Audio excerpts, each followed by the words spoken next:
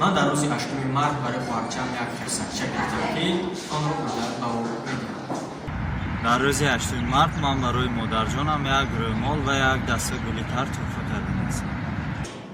من در روز 8 مارس یعنی روز سلام بود و دوست داشتم یک دسته گل با شیرینی‌اش می‌خرم.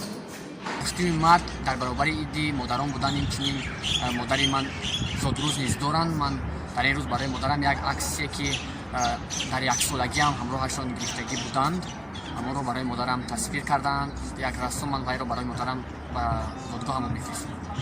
من در 8 مارس برای دوست داشتم یک انگشتری زیبا میخوام هدیه کنم. من اول فکر کردم که چی تحفه کنم به مادرم. بعد قرار آمدم که همون صورتی که ما با اون کس زور غلطیدگیم.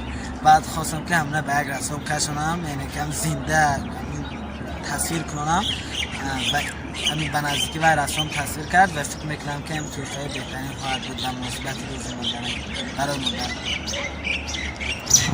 من در روز 8 مارس یعنی روز عید مادرانم به مادر عزیزم یک دسته گل زیبایی هدیه کرده هستم.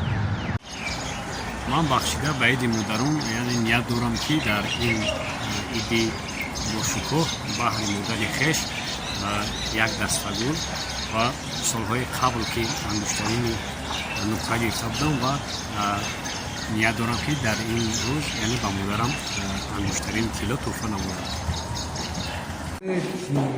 در 8 مارس برای مادر این یک دسته گل میباشد که من نیت خریدن یک دسته گل رو برای مادر خویش دارم.